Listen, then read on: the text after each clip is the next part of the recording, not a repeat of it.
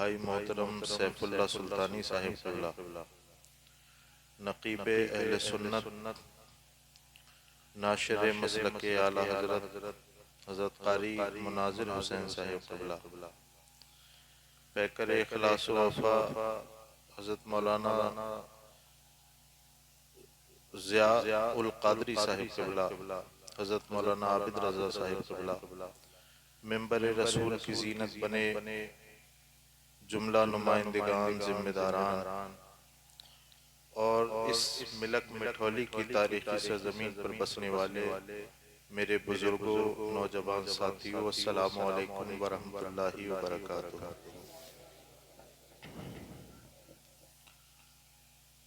अल्हम्दुलिल्लाहिल्लज़ी ज़य्यनन नबिय्यीन बिहबीबिहिल मुस्तफ़ा व मन्ना अलल मुमिनीन बिनबिय्यिहिल मुज्तबा वस्सलातु वस्सलामु अला मुहम्मदिल खैरिल वरा व अला आलिहि व अस्हाबिहि अल मुतअद्दिबीन बित्तक़वा।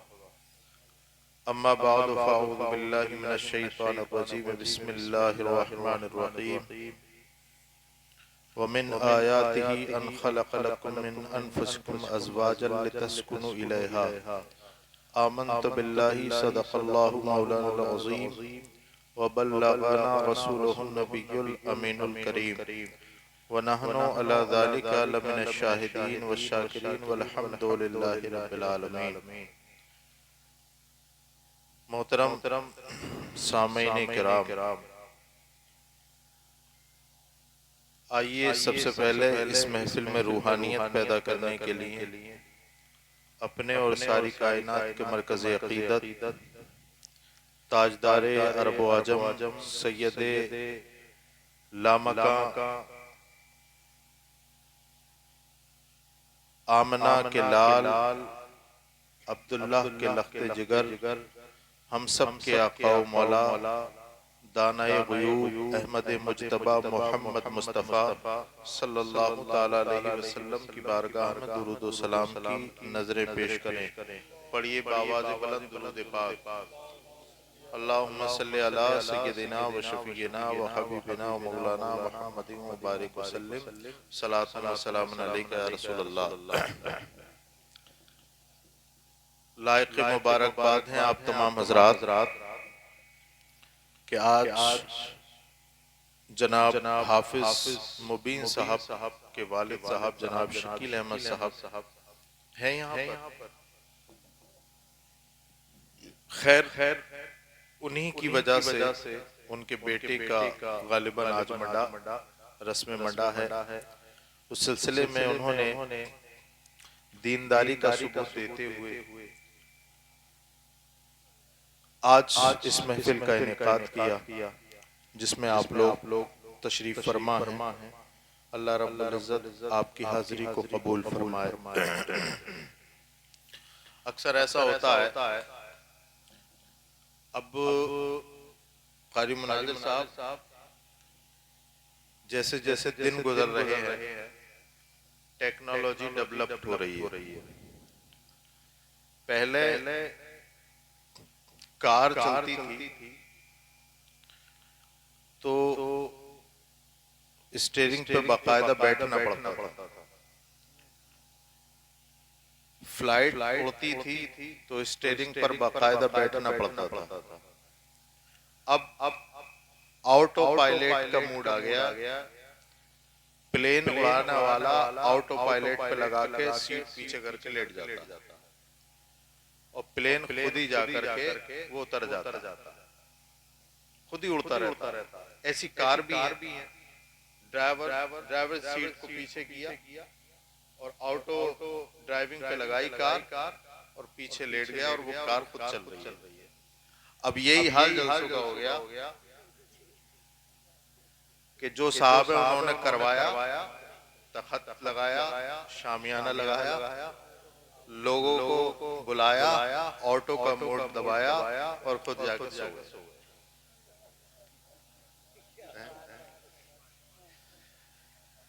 चलिए खैर, कम से कम उन्हें उतना सवाब तो मिलेगा कि उनकी वजह से हम और आप यहाँ आ गए, है ना। इतना सवाब तो है।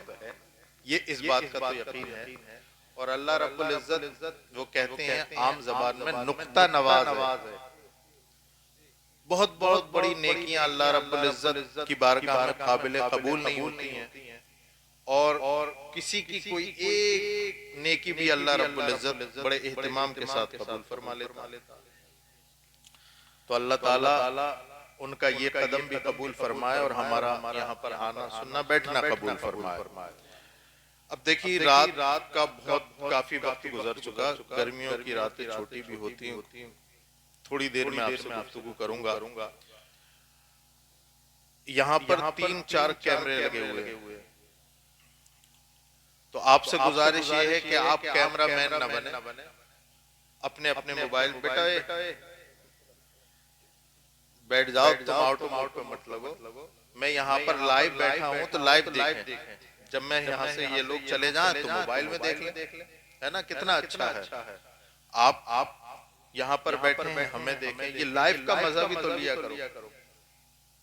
अब जब यहाँ कोई नहीं रहेगा तो ढूंढेंगे, और अब है तो मोबाइल की स्क्रीन के जरिए देख रहे हैं।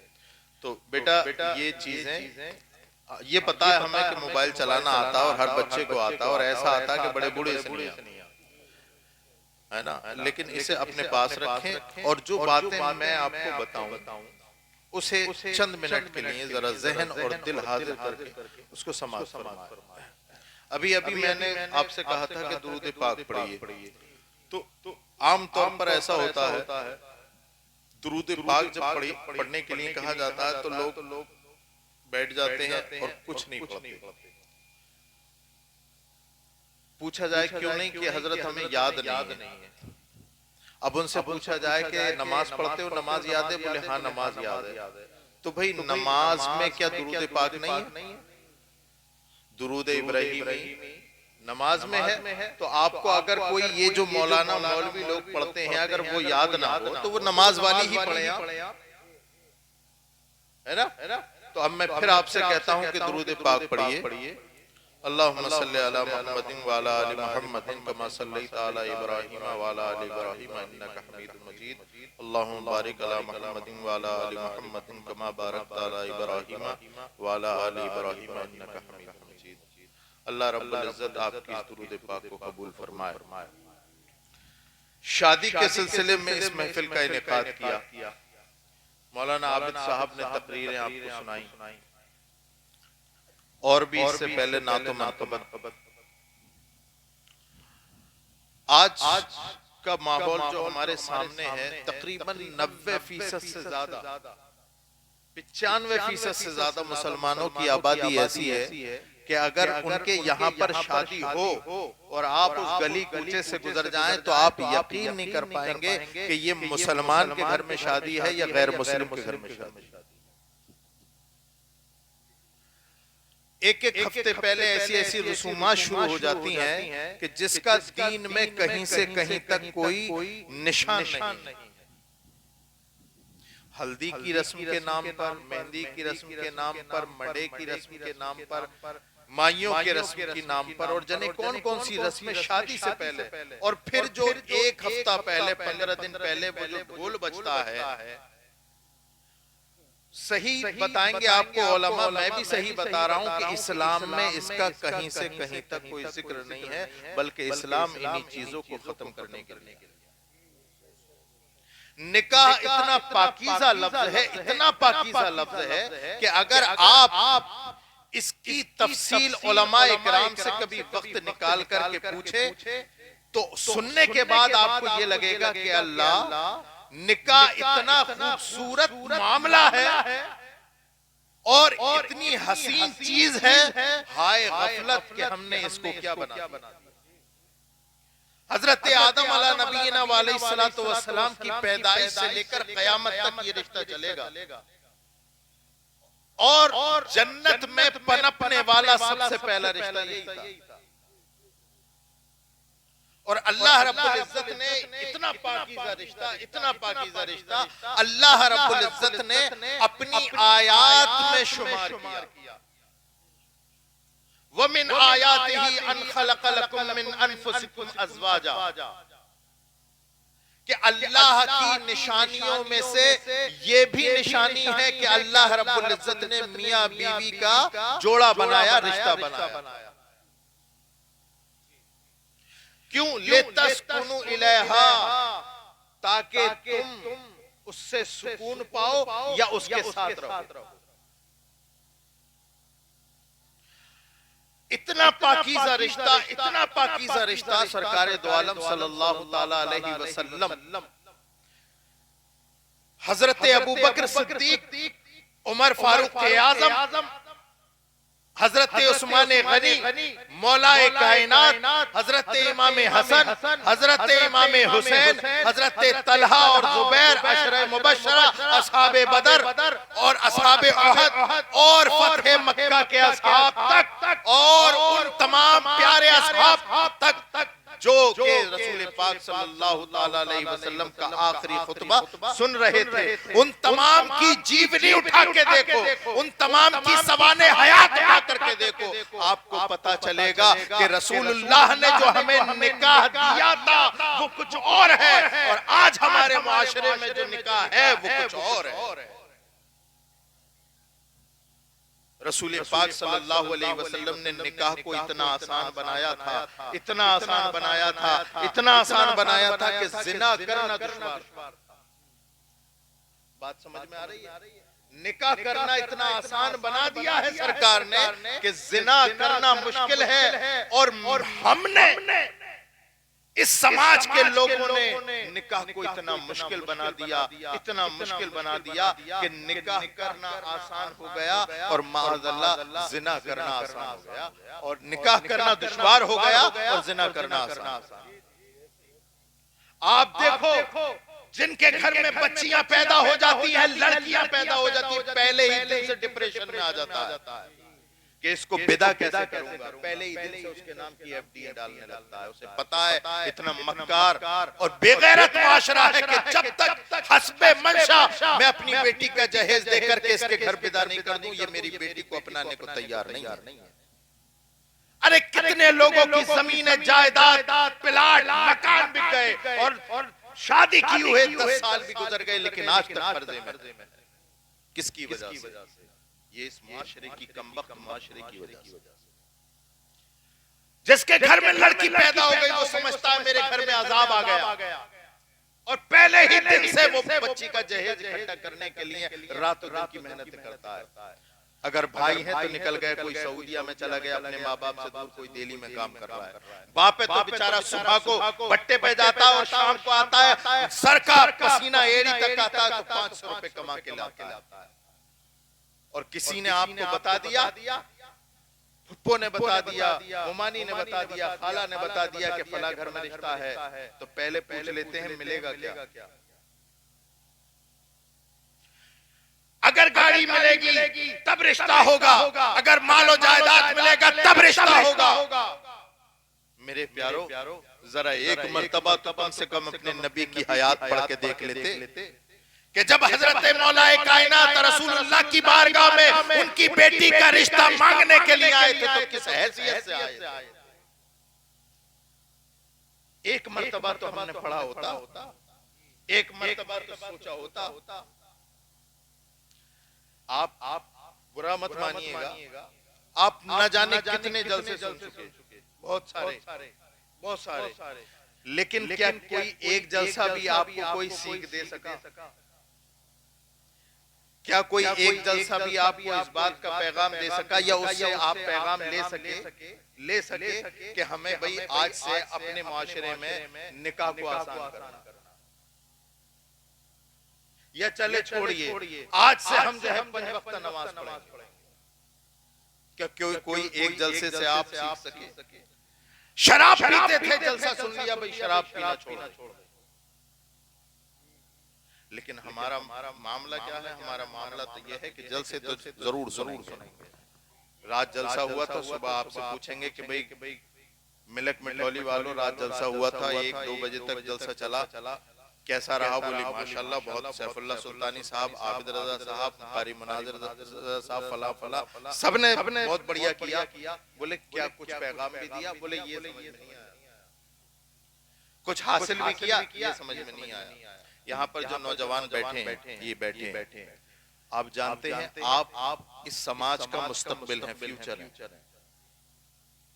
मैं जब तकरीर करता हूं तो ज्यादातर मैं नौजवानों से मुखातिब होता हूं, इसलिए कि ये जो हमारे बुजुर्ग हैं सफेद दाढ़ी वाले, इन्होंने अपनी जिंदगी का अक्सर हिस्सा गुजार दिया। इनकी दुआएं लो और अगले मुआशरे की तश्कील करो। मैं ये कहना चाहता हूं, शादी ब्याह का मामला ऐसा है, हमारी आंखों के सामने किसी से ढका छिपा नहीं है। कोई नौजवान ऐसा तो तैयार हो जो ये कहे कि मैं उस हैसियत से रिश्ता करूंगा जिस हैसियत से हुक्म मेरे मुस्तफा ने दिया। सरकार दो आलम सल्लल्लाहु ताला अलैहि वसल्लम ने इस हैसियत से आपको रिश्ता करने की इजाजत दी। सरकार ने इरशाद फरमाया, जब तुम रिश्ता देखने जाते हो तो 4 हैसियतें देखते हो। 4 हैसियतों से तुम रिश्ता मांगने के लिए जाते हो। क्या? या तो इस वजह से जाते हो रिश्ता मांगने के लिए कि लड़की खूबसूरत है, वाले जमाल है, या इस हैसियत से रिश्ता मांगने के लिए जाते हो कि मालदार है, वाले माल है, या इस हैसियत से रिश्ता देखने के जाते हो ऊंचा खानदान है, वाले हस्ब है, या इस हैसियत से रिश्ता देखने जाते हो कि वो दीनदार का घर है, वाले दीन है। अब मिलक मिठौली का गयूर मुसलमान सरकार की बारगाह में हाथ जोड़ के खड़ा हो गया, या रसूल अल्लाह, आपके कदमों पे मिलक मिठौली के नौजवान कुर्बान हो जाएं या रसूल अल्लाह। 4 हैसियतें आपने बताई, लेकिन मैं मुसलमान हूँ, आपके नाम का नारा लगाता हूँ, आपसे मोहब्बत करता हूँ, या रसूल अल्लाह बताइए कौन सी हैसियत से मैं अपना रिश्ता करूँ। तो सरकार इरशाद फरमाते हैं, न माल की वजह से करना, न खूबसूरती की वजह से करना, न ऊंचे खानदान की वजह से करना। अगर तू रिश्ता करे फले दीनिहा फस्फर बिज़ातिद्दीन, दीन की वजह से करना और उसी को तरजीह देना। नारे रिसालत, नारे गौसियत, सदके आला हजरत फैजाने मुअज़्ज़मी दूल्हा लमा मुफ्ती सैयद रिहान मियां साहिब क़िबला, जश्न शादी खाना आबादी, नारे तकबीर। दीनदार लड़की से शादी करो, दीनदार लड़की से, इसलिए कि मैं बताता हूं नौजवानों, सुनो, जब तुम लड़की देखने जाओ तो अपने लिए लड़की मत देखो। अगर तुम्हें दीनदार तलाश करना है तो अपने लिए लड़की तलाश मत करो, बल्कि आने वाले बच्चों की मां तलाश करो। इसलिए कि तुम्हारी शादी सिर्फ तुम तक महदूद नहीं, मुआशरे का एक जुज़ बन करके तैयार होगी और तुम्हारे ही बच्चे होंगे जो इस मुआशरे का मुस्तकबिल बनेंगे। अगर बीवी टिकटॉक पर डांस करेगी, एक मुआशरा ऐसा छिंदलों का तैयार होगा। अगर बीवी सजदों में गिरने की आदी बनेगी तो बेटा तारिक बिन ज़ियाद और सलाहुद्दीन अय्यूबी बनेगा। अल्लाह, नारे तकबीर, नारे रिसालत, नारे गौसियत। बताइए क्यों सलाहुद्दीन अय्यूबी पैदा नहीं होते? बताइए क्यों मोहम्मद बिन कासिम पैदा नहीं होते? क्या इंसान बदल गए? जिनकी औलादें ये थी क्या वो इंसान नहीं थे? मेरे प्यारो, हमें अपने आईने में अपनी शक्ल देखने की जरूरत है। आज भी हो बराहीम सा ईमा पैदा, आग कर सकती है अंदाज़े गुलिस्ता पैदा, आग कर सकती है अंदाज़े गुलिस्ता पैदा। नोटों की हवा में मेरी तकरीर का असर मत बुझा देना। भाई साहब बैठो, क्या ज्यादा अच्छा बैठ जाओ, मिल जाएंगे तुम्हें, पूरे मिलेंगे इंशाल्लाह। मेरे प्यारो, लड़की दीनदार देखो, और जो बुजुर्ग हैं आप जो बुजुर्ग हैं, लड़का तो तैयार रहता है कि भाई दीनदार है, लेकिन अब्बा कहते हैं बुलेट दे ही नहीं रहा, 4 व्हीलर दे ही नहीं रहा, चाहे अल्लाह के पास तेल डलवाने के पैसे नहीं है। और पता चला 4 महीने के बाद बुलेट भी बिक गई, 4 व्हीलर भी बिक गई। क्या फायदा? ऐसे दिखावे का क्या फायदा? अगर आप कुछ करना चाहते हैं, यकीन जाने किसी गरीब का दामन पकड़ ले, किसी गरीब की घर की बेटी को अपनी इज्जत बना ले, कसम खुदा की वो जो दुआ देगा ना उसकी दुआ यहाँ से निकलेगी और अर्श इलाही को चीरती हुई जाएगी और इंशाअल्लाह उस गरीब और दीनदार औरत से जो बच्चे इस दुनिया में आएंगे, अल्लाह अकबर कबीरा, एक अच्छा बहुत अच्छा माशरा। आज क्या है मामला? आज नौजवानों देखो सुनो, मैं तुम्हारी रख पे हाथ रख रहा हूँ। गर्लफ्रेंड और बॉयफ्रेंड का जमाना। दुनिया भर के तमाम अपनी गर्लफ्रेंड को दुनिया भर के तमाम ख्वाब दिखाओ, तमाम ख्वाब दिखा लो। हर लफ्ज पर तुम गुनाहगार हो रहे हो, हर लफ्ज पर तुम गुनाहगार बन रहे हो। अगर तुम्हें कोई पसंद है, इस्लाम में पसंद की मनादी नहीं है। इस्लाम ने तो पसंद कहा और तुम्हारी राय का तुम्हें साहिबे राय बनाया है इस्लाम ने। आप नहीं देखते रसूलुल्लाह सल्लल्लाहु ताला अलैहि वसल्लम की बारगाह में दो जानू होकर के बैठ गए। अली बैठे हैं। सरकार ने पूछा अली क्यों आए हो, जबकि सरकार को पता है कि क्यों आए। कहा या रसूलल्लाह मैं आपकी बेटी फातिमा का हाथ मांगने के लिए आया। किसका? फातिमा ज़हरा का हाथ मांगने के लिए आया हूं। अल्लाहु अकबर कबीरा। सरकार दो आलम सल्लल्लाहु ताला अलैहि वसल्लम ने सुना और उठकर चल दिए और कहां गए? अपनी बेटी फातिमा ज़हरा के पास और पूछते हैं गांव के तमाम खासाब सुने, चौधरी सुने, राजे महाराजे प्रधान सुने, जो बेटी से पूछने पे उनकी नाक कट जाती है। अरे तुम्हारी वो इज्जत है नहीं जो मेरे रसूल की इज्जत है। मेरे रसूल के सामने किसी की इज्जत नहीं, वो साहिबे इज्जत, बल्कि वो सबब इज्जत, सरापा इज्जत रसूल मोहतशम अपनी बेटी से इजाजत लेने के लिए। इससे हमें पता चला कि बच्चों से इजाजत लेना रसूलुल्लाह की सुन्नत है। हजरत फातिमा ज़हरा से पूछने गए, बेटा तुम्हारा हाथ अली मांगने के लिए आए हैं, क्या तुम इस रिश्ते से राजी हो? हजरत फातिमा ज़हरा हया का पैकर शर्म से आंखें नीचे झुक गईं। सरकार समझ गए कि मेरी बेटी फातिमा मेरे रिश्ते जो मैंने पेश किया है उससे राजी है। मैं कहना ये चाहता हूं मेरे प्यारों नौजवानों, अगर आपको कोई पसंद है तो बातें शुरू मत करो, अपने वालिद से कहो, घर में कहो कि हमें फला घर में वो दीनदार लड़की पसंद है, हम उससे निकाह करना चाहते हैं। ये तरीका इस्लाम ने दिया। आज यही वजह है जो जिना के रेशात बढ़ते चले जा रहे हैं। माँ बाप राजी नहीं शादी कराने के लिए, बच्चा जाए तो जाए कहां, फिर वो जिना की तरफ बढ़ता है। एक साहिब सरकार की बारगाह में हाजिर हुए और अर्ज की, नौजवानों जरा गौर से सुनना, अर्ज की या रसूल अल्लाह मुझे जिना करने की इजाजत दे दो। क्या कहा नौजवान ने? क्या कहा? या रसूल अल्लाह मुझे जिना करने की इजाजत दे दो। अल्लाह अकबर। भरे मजमे में सहाबा का मजमा है। सहाबा इकराम ने हैरत से देखा और टोका और कहा तुझे शर्म नहीं आती सरकार के सामने ऐसी बातें करता है, जबकि अल्लाह का कलाम बोलता है वला तक़रबुज़ ज़िना, ज़िना के करीब मत जाओ। सारे लोग उस शख्स को, नौजवान को मलामत करने लगे, लेकिन अल्लाहु अकबर, रसूल मुहतशम रहमतुल लिल आलमीन ने आवाज दी, ऐ मेरे सहाबा इसे मलामत मत करो, मेरे करीब करो। नौजवान दूर बैठा था, करीब आ गया और करीब आया तो सरकार ने इरशाद फरमाया, नौजवान तू क्या चाहता है, क्या सवाल कर रहा है? उस नौजवान ने अर्ज की, या रसूल अल्लाह मुझे जिना करने की इजाजत दे। सरकार दो आलम सल्लल्लाहु ताला अलैहि वसल्लम ने इरशाद फरमाया, तेरे सवाल का जवाब बाद में दिया जाएगा, पहले ये बता मैं तुझसे कई सवालात करने वाला हूं, मेरे सवालात के जवाब दे, उसके बाद तेरी बात सुनी जाएगी। कहा या रसूल अल्लाह बिल्कुल आप फरमाइए क्या कहना चाहते हैं? तो सरकार ने इरशाद फरमाया, ए जिना की इजाजत मांगने वाले नौजवान, जरा ये बता अगर तुझसे तेरी माँ जिना की इजाजत मांगेगी, क्या तू जिना की इजाजत देगा? कब आ गया, या रसूल अल्लाह मर जाऊंगा, जिना की इजाजत अपनी माँ को नहीं दूंगा। सरकार ने पूछा फिर मेरा दूसरा सवाल।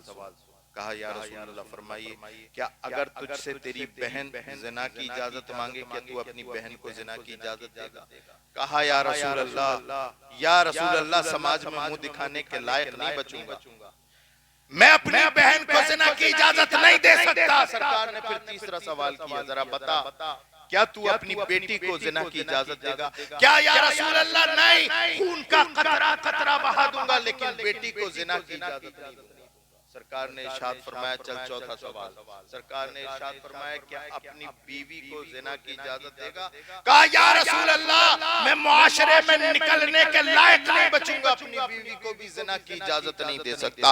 अल्लाह अकबर कबीरा। दूर बैठा था, करीब आया, सरकार ने उसके सीने पे हाथ रखा। रावी कहता है जैसे ही उसके सीने पे हाथ रखा उसके दिल से जिना का ख्याल गुजर गया और सरकार ने इरशाद फरमाया, बंदे ए नौजवान, जब तू अपने बाप, अपनी माँ को, बहन को, बेटी को, बीवी को जिना की इजाजत नहीं दे सकता तो सुन, जिसके साथ तू जिना करेगा वो या तो किसी की बीवी होगी, या तो किसी की बेटी होगी, या किसी की बहन होगी, या किसी की माँ होगी। जब तू अपनी बहन, बेटी, माँ के साथ ये जिना बर्दाश्त नहीं कर सकता तो दूसरा कैसे बर्दाश्त करेगा? मेरे प्यारो, मेरे प्यारो, अगर तुम्हें